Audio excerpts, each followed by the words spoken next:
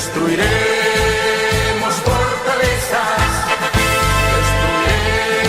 destruiremos fortalezas, destruiremos fortalezas, en el nombre de Jehová.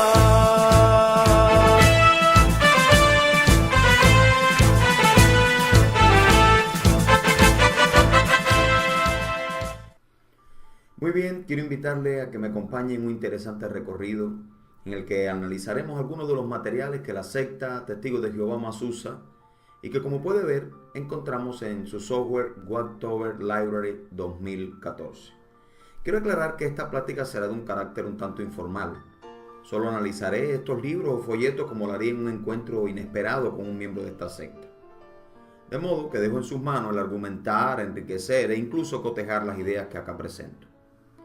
Muy bien, de esta lista que tenemos en la columna de la izquierda, seleccionaremos uno de los libros más valiosos de la organización, Razonamiento a partir de las Escrituras, publicado, como se puede ver, en 1989. Este libro es una pieza clave para todo testigo, ya que fue diseñado para el trabajo de campo, como ellos llaman, y de este modo tener siempre una respuesta a mano cuando visitan de casa en casa. Como veremos, en él ponen hasta las posibles preguntas que alguien pudiera hacerle a uno de sus publicadores cuando llega a una puerta. Y el título, aunque hermoso, no es honesto, como comprobaremos. En este material no se razona y mucho menos se hace a partir de lo que en verdad te enseña las Escrituras. De manera que no es sino un compendio en el que agrupan temáticamente diferentes tópicos vistos desde los lentes de la Watchtower. Pero no nos detengamos más. Vamos al índice y seleccionaremos para iniciar nuestro recorrido este que tenemos acá, alma. Si usted es una persona que conoce las doctrinas de este grupo, me imagino que ya tengo una idea de qué tratará este artículo. Bien, vamos a entrar y vamos a leer acá la definición que ellos le dan a la palabra alma. En la Biblia, el vocablo alma se da como traducción de la palabra hebrea nefesh y de la palabra griega psique. Por el uso que se da al vocablo en la Biblia, queda claro que el alma es la persona o el animal mismos a que se hace referencia con el término, o la vida de que disfruta la persona o el animal. Sin embargo, para muchos, alma es la parte inmaterial o espiritual de un ser humano que sobrevive a la muerte del cuerpo físico. Otros entienden que es el principio vital, pero estos últimos puntos de vista no son enseñanza bíblica. Permíteme aclarar que el término alma en muchos casos ciertamente se usa en la Biblia para referirse a la persona, así como también a la vida. Pero, y en esto deseo ser muy claro, de ningún modo está limitada únicamente a estas dos definiciones, como pretende la sociedad Watchtower hacernos creer acá. Lo mismo sucede con otras muchas palabras, que si usted las busca en un diccionario, verá cuántas posibles formas de usar diferentes una de otra tiene. Por ejemplo, una de las palabras más sencillas y usadas, amor, puede referirse a la atracción física y sexual entre dos personas, o para describir la inclinación que alguien siente por algo como la música, la pintura, etc. También se puede usar cuando decimos que amamos a Dios y con ello estamos reflejando nuestra devoción, nuestra fe en Él.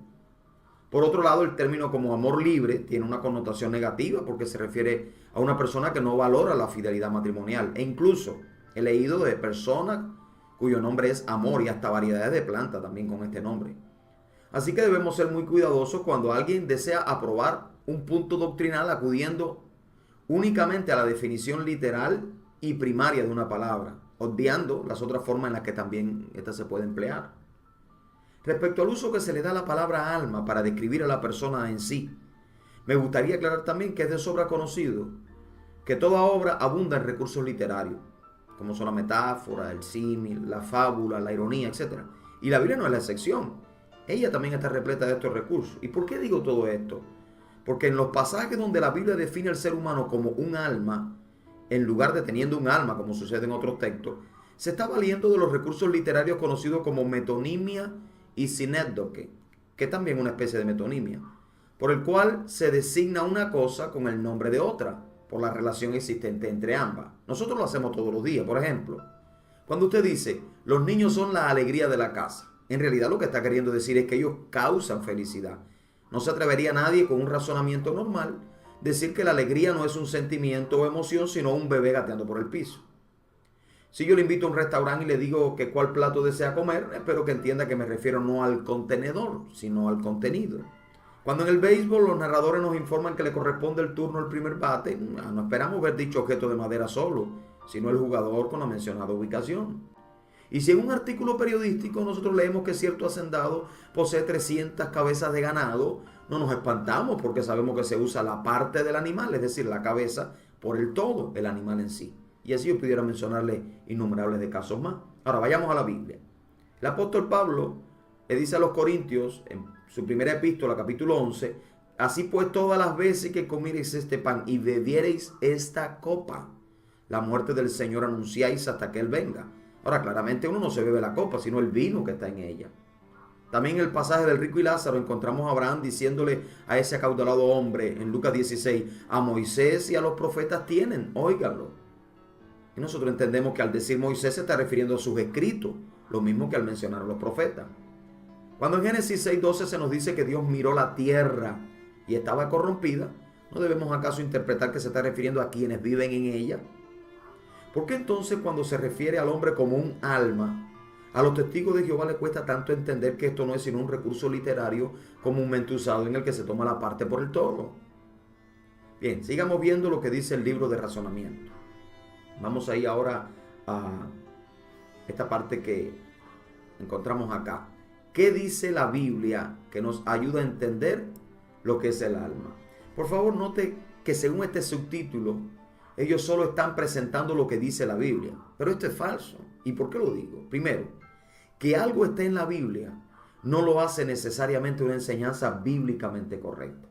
Lo que quiero decirle es que por ser la Biblia un libro tan amplio y con contextos históricos, culturales, geográficos, lingüísticos y gramaticales tan diferentes a los nuestros, fácilmente podemos extraer de ella pasajes que sacados, repito, de su contexto, pueden apoyar prácticamente cualquier barbaridad y herejía. Precisamente a esto se estaba refiriendo el apóstol Pedro, cuando en su segunda epístola nos dice, capítulo 3, verso 16, que en las escrituras hay cosas difíciles de entender, las cuales los ignorantes tuercen para su propia perdición. De modo que 3 o 4 versículos extraídos a lo largo de toda la Biblia, como estos que tenemos a continuación aquí, no son suficientes para decir que una enseñanza determinada es bíblicamente correcta, ¿me entiende usted? Hay que conocer la enseñanza general de la palabra de Dios, como suele decirse, mirar todo el bosque en su conjunto antes de detenernos en uno de sus árboles.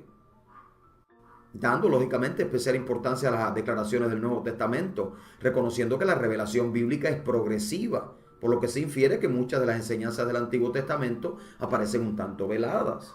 Lo segundo que quisiera decirle, con sus notas y comentarios intercalados dentro de los versículos, no están dejando que sea la Biblia la que hable por sí sola. Así que no solo sacan a su antojo pasajes fuera de su contexto histórico y gramatical, sino que no pareciéndoles esto suficiente y con temor a que sus fieles seguidores lleguen a conclusiones distintas a la suya, se ven en la necesidad de ir vez tras vez explicando cómo se debe interpretar tales textos. Así que este subtítulo en realidad se debe leer ¿qué dicen los testigos de Jehová que dice la Biblia? Y puede usted leer estos textos acá. Bien, vamos a este otro subtítulo. ¿En qué parte de la Biblia dice que los animales son alma? Bueno, ya dijimos que ciertamente, como ocurre con cualquier otra palabra, el término alma no tiene un solo uso en la Biblia, sino que en ocasiones se usa para referirse a la persona en su totalidad, así como a la esencia de vida que un hombre o incluso un animal posee. Y de esto es que tratan estos versículos. Pero repito, en nada esto niega el hecho de que el hombre posea un ente inmaterial que sobrevive a la muerte física. Para ponerlo más claro, por ejemplo, el término espíritu del hebreo ruach significa, y así se usa en las escrituras, como aliento, aire, brisa, soplo e incluso temperamento y coraje. Pero también para referirse a la parte espiritual del ser humano, que a semejanza del alma conforman el ser interior o inmaterial del hombre.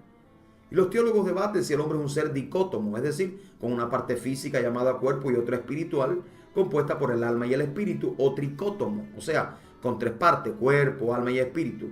Y no es nuestro propósito detallar sobre esto, Mi interés es que usted vea que una palabra puede usarse de disímiles maneras sin que niegue la realidad una de la otra.